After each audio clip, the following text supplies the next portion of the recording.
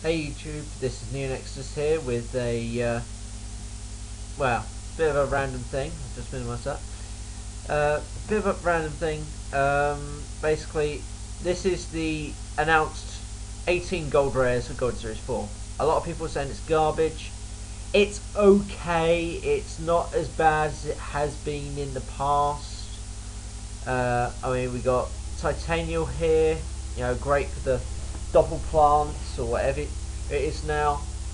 You got Doom Cows, which means, you know, antimatter is going to be available to all sorts of people. Oh joy! Gravekeeper's Spy. You know, this card's picking up since Gravekeepers came back. It's a good card anyway, even for all sorts of decks. I mean, I remember WK Dad's Arcanite Beats deck that ran Gravekeeper's Spy. We've got Gold Royal Oppression, Gold Obelisk. So hopefully that will make Obelisk playable. Five-headed Dragon. Blackluster Soldier Envoy at the beginning. A lot of people are saying that this card is going to come back. I personally do not think so. Because it's been evidenced by the re-release of Chaos Emperor Dragon, Envoy at the End, Pot of Greed, and other sorts of cards. Now, when they reprinted Monster Reborn, agreed it did come back, but Pot of Greed didn't come back, neither did the Dragon, so I don't think the Soldier will either. I think Chaos Sorcerer is fine the way it is, it's perfectly fair. The Soldier is the fairest one out of him or the Dragon, but Chaos Sorcerer is by far the fairest one of them all, because it only works on face-up monsters, and it can't attack during the same turn, which I don't think any of them can, but still, you get my point. This guy has 2 effects, and the Dragon has the most devastating effect of all. Now, let's open this up, so I can show you this guy's effects.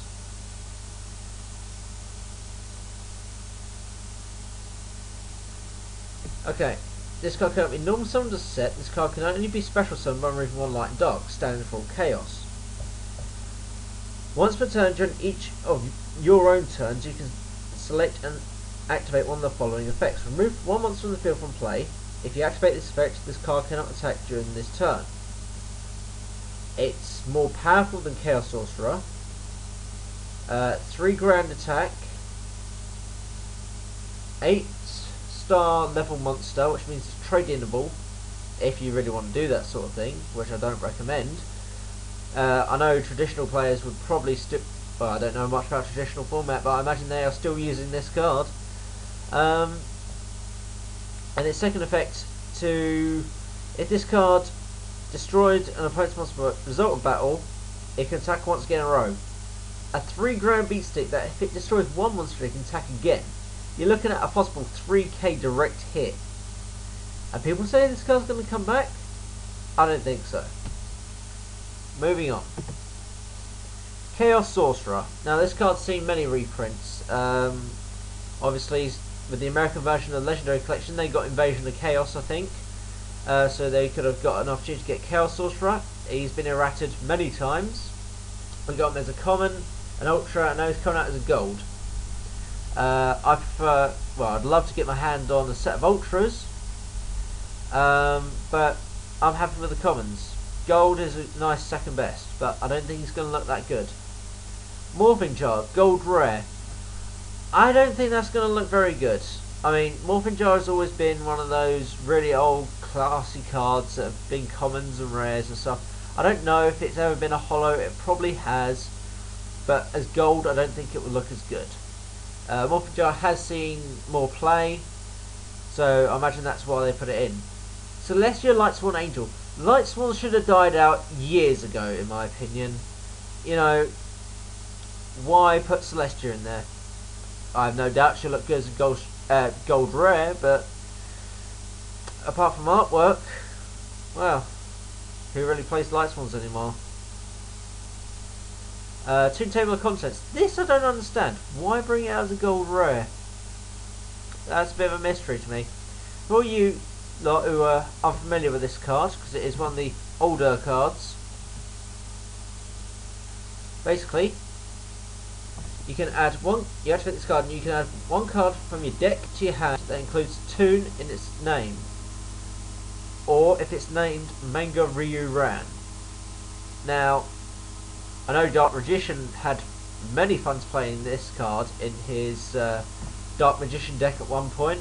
His spell counter Dark Magician deck. He used to summon a skilled Dark Magician, play 2 table of contents, grab another one, play another 2 table of contents, grab the third, play a third 2 table of contents, get 2 Gemini Elf.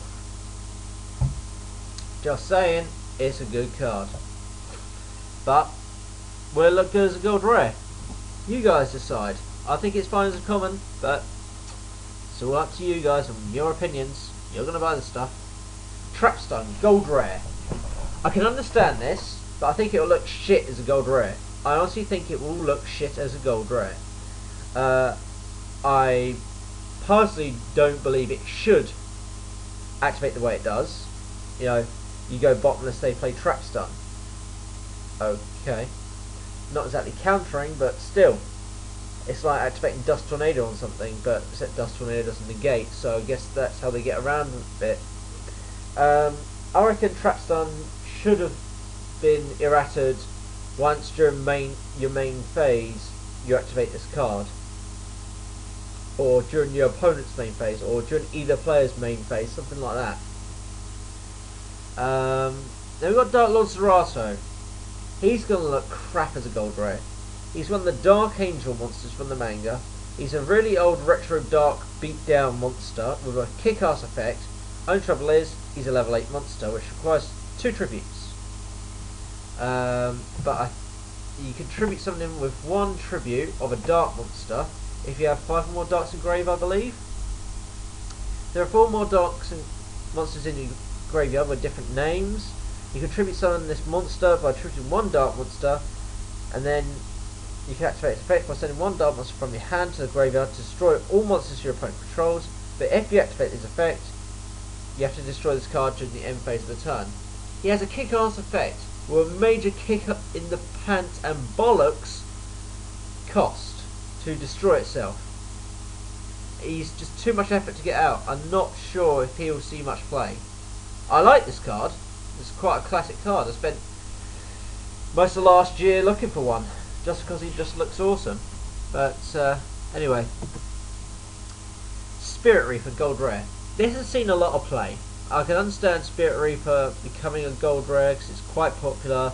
A lot of people say it's the best thing since sliced bread because if you attack, your opponent negs 1, and it's the ultimate defender. Whereas I say, screw you, you attack into my Marshman. Agreed, you don't -1 card from your hand, but some people say Spirit Reaper's good. I say he's okay, but he self-destructs too much. Anything that targets him, kablooey! So, I think Marshman's better because you attack into him, you take 1,000. He'll look better as a gold rare, and he can't be strong in battle. So, I think the extra burn damage with the likes of Solemn Warnings and Solemn Judgments being played heavily, and 7 tools, you know, constant life points cost, and you're making them take that extra 1,000. And you got, what, Spirit Reaper at 2, Marshman still at 1. Do the math, Marshman is obviously better. Anyway, personal opinions aside. Summoner Monk, gold rare. Now, I know why they have done this. They have done this specifically for easier to get hold of because of the fact that X-Seeds are coming out. Discard 1 spell cards for someone level 4 monster, instant Aspiring King Hope, or Aspiring Emperor Hope, or you number 39 Utopia, as small kids call it. So yeah, that's the reason for Summoner Monk coming out. It's a good card, always has been. Just depends what you want to, what spell card you want to minus out your hand, really. Raikou, Lights 1 Hunter, gold rare. I reckon this will look pretty darn sexy as a gold rare. It looks good as a super. Everyone knows what Raikou does, just in case you don't. Here's a quick glimpse. Here we go. He's a flip effect. Level 2, light, beast. Very splashable in multiple decks, including my Chaos Zombies, which I reluctantly put him in. but now I probably couldn't do without him. Anyway, flip. You can destroy one card on the field, any one card. Then you send the top 3 cards of your deck to the graveyard. It's a pretty good card. I hate Light Swan with a passion, but with games the way it is, you know, you're forced to use cards you usually wouldn't use. So yeah, Gold Raikou, looking pretty snazzy. Gladiator Beast Geyserus. Now let's have a look at this. Because previously it was only available as a super rare, I do believe. If we go to the TCG sets, show. Yep, only previously available as a super rare. I know they just got that 2500 beat stick Gladiator Beast monster and Gladiator Beast monster common, which cannot be used as a fusion material monster. So while they're bringing up Geyserus is a little bit beyond me. So yeah, all you Fagulated Beast players out there should be pretty darn happy about that. And finally, Pot of Avarice. I think Pot of Avarice won't look too bad as a gold rare. In fact, I think it could look pretty darn good. It's a wait and see thing, but regardless, Pot of Avarice needed a newer reprint because, quite frankly, it's hard to get hold of common. It's been out of print since the zombie structure deck, Zombie World. So that's how long ago it was, about 2 years out of print. So yeah. Then you got your commons announced like Trade In. Don't really see why, but I guess only time will tell. Meltail, the Central Sky. Now the OCG have got one kick-ass fairy deck knocking around, so I guess that's why they gave us this. Not to mention the fact we just got the fairy structure deck. For you guys that don't know, here is his effect. Each time counter trap is activated, you gain 1000 life points, and if the Central Sky is on the field, you can destroy one card the opponent controls. It's an alright card. Not brilliant, but part of the old counter fairy deck. Other commons include Tomb World, because it's so fantabulously can. I think all the members of the KCP will enjoy picking up some Tomb Worlds and some CP Toon Dark Magician Girls with a bit of Scrap Lube and Toon Infinity Avengers thrown in as well. Goddess of Whim. Really cannot remember what she is. I think she's an ancient card. Toss a coin. Giggity. Call it heads or tails. If you call it right, this card's attack will be doubled during the turn. And call it wrong, and its attack will be halved. So 950, you're looking at 1900. 1900 attack maximum. Or, well, the other thing's not even really worth thinking about. It's not revivable by Junk Synchron or Debris Dragon. I don't think that's a good card. It's too outdated. You know, but if you like playing Joey Wheeler decks, or just coin toss decks, by all means go out and get this card. Pendulum Machine, Millennium Shield. 2 vanilla monsters that have not been seen in the game since the game starts. 3 grand defense, warrior, level 5. 0 attack. Not really worth it. Oh, it does look cool. I have to say, it does look cool. And Pendulum Machine. One of Bandit Keith's old cards. This is actually going to be new to the TCG. We have never had this before. Probably for darn good reason. It looks rather evil, menacing. One of the two, you know what I mean. Now, maybe they're releasing this because of the Exceeds, and maybe that's why they also released that trap card that special summons level 6 machine type dark monsters. A horrible torture machine with a large pendulum blade. Giggity. Spoiler oppression, okay, that kind of needed a reprint. Obelisk, I think, might look pretty good as a gold rare. 5-headed, I'm not too sure about. Gravekeeper Spy, I don't think it will. Doom Cow, I think it will look terrible. And Titanial, possibly. Anyway, that's all for Gold Series 4. Let's have a quick look at what else has been updated.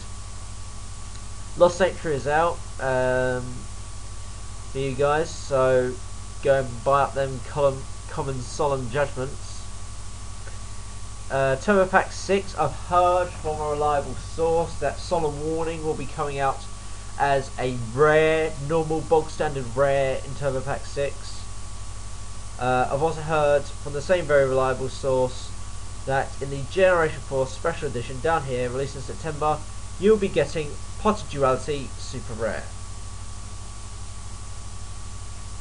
And then you look down here and you've got the September for its OCG. They have their extra pack, which gives them TCG exclusives. Now this one is going to be ranging from the Shining Darkness all the way to Ragnarok. Look at this. Bog at Night and Dark Soul. And what's this? We're getting Emma's Blade as super rare. I think we could finally see X-Savers being hit by the ban list. Huzzah! About fucking time, Konami. Just gonna give you a quick brief look at all that stuff that they're getting there. Lots of Kokimiri stuff. Lots of good stuff, actually. So yeah. That's all I'm going to cover this section. Might cover other such things as Dawn of the Exceed. Might cover the, well, there's nothing to cover about Hidden Arsenal Special Edition. We all know we're getting Super Emma's Blade and Super Red Interior Pineapple. So that's another opportunity for you guys who didn't pick up Reenact when it was first out to pick it up. Yeah, Generation 4, right around the corner really. No word as yet on what super rares we're getting in the tins. Fingers crossed for Beast King Barbaros. I was actually kind of hoping for Gold Series 4 that Slife of the Sky Dragon would come out. I really was hoping that. Maybe it's going to come out as a jump beforehand. Probably will. But until next time, YouTube, it's NeoNexudus signing out. Peace.